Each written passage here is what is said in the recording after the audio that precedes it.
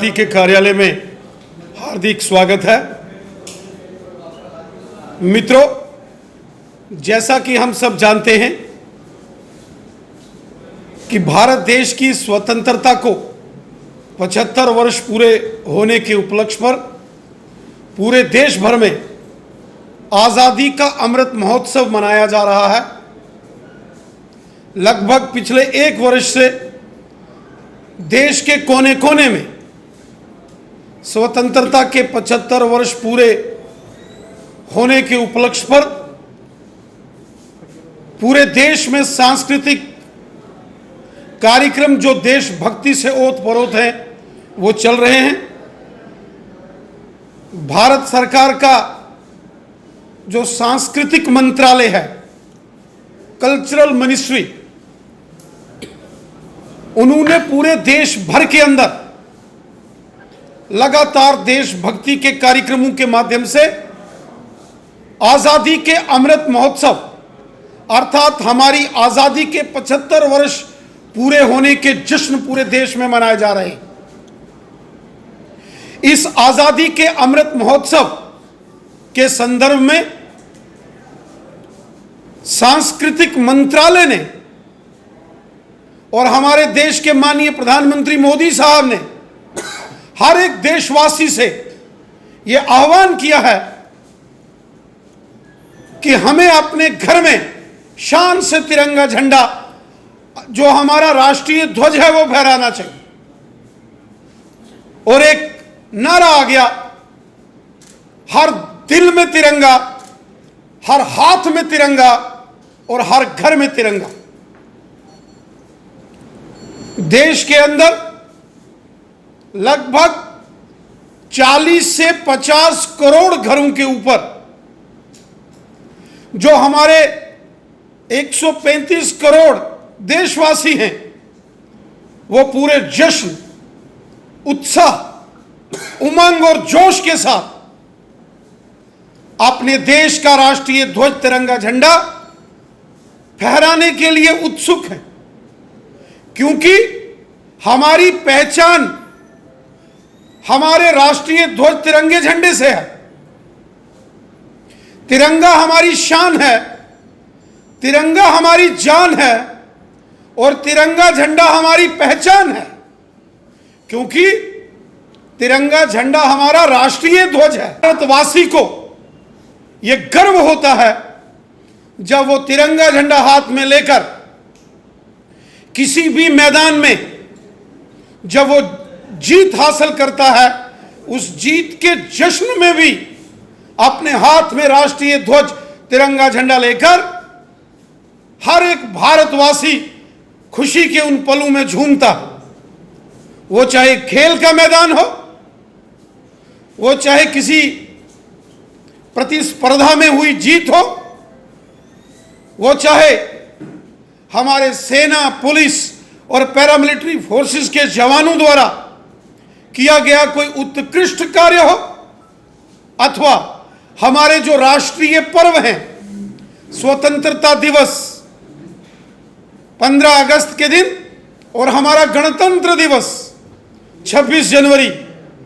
इन महत्वपूर्ण राष्ट्रीय पर्वों के ऊपर भी बड़ी शान से तिरंगा झंडा हर एक भारतवासी लहराता है और फहराता है। लेकिन जम्मू कश्मीर के अंदर कुछ ऐसे राजनेता हैं जिनका काम हमेशा समाज में जहर घोलकर यहां उन्माद पैदा करना।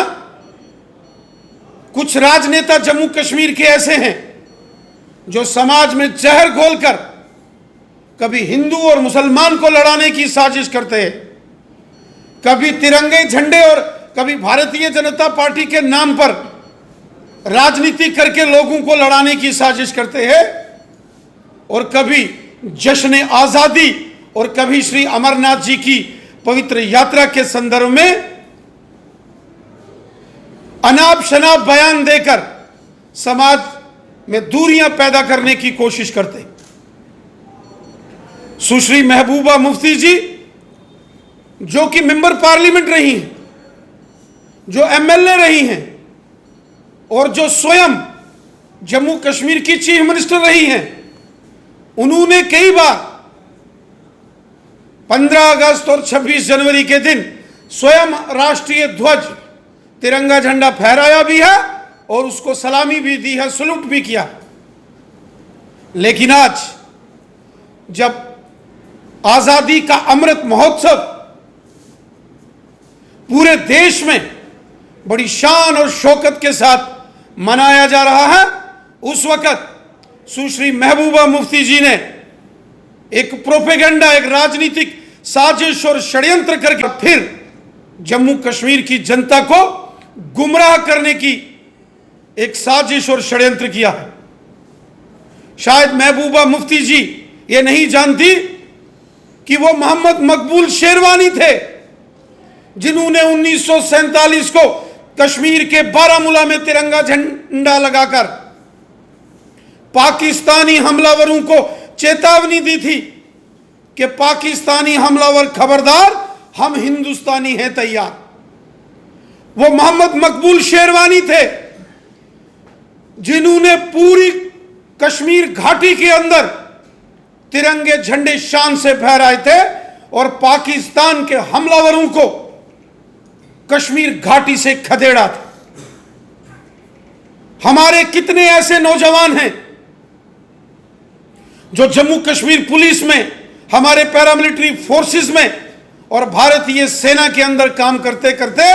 तिरंगे झंडे की रक्षा और तिरंगे झंडे की शान में जिन्होंने अपने बलिदान दिए, वो चाहे एसएचओ फिरोज अहमद डार हो, डीएसपी मोहम्मद अयूब पंडित साहब हो, एएसआई अब्दुल रशीद शाह साहब हो, इंस्पेक्टर अरशद खान साहब हो, या भारतीय सेना के चौधरी मोहम्मद औरंगजेब हो, लेफ्टिनेंट उमर फयाज साहब हो, उड़ी के मुदस्सर हुसैन शेख साहब हो, बारामूला के बेतादाद में ऐसे नौजवान जो कश्मीर घाटी में पैदा हुए और जिन्होंने तिरंगे झंडे की खातिर अपना सर्वस्व बलिदान कर दिया, अपने आप को देश पर और तिरंगे झंडे पर कुर्बान कर दिया, ऐसे नौजवानों को पूरा देश सलूट करता है, सलाम करता है, क्योंकि जम्मू कश्मीर के हर शख्स के दिल में तिरंगा है और जम्मू कश्मीर के हर व्यक्ति के खून में तिरंगा है। तिरंगे से ही हमारी पहचान है, तिरंगा हमारी शान है और तिरंगा हमारी जान है। इसलिए महबूबा मुफ्ती जैसे राजनेताओं को इस प्रकार की राष्ट्रद्रोही राजनीति से बाज आना चाहिए। सुश्री महबूबा मुफ्ती जी को इस बात को भली भांति अपने ध्यान में रखना चाहिए कि इस देश में कांग्रेस की सरकार नहीं है,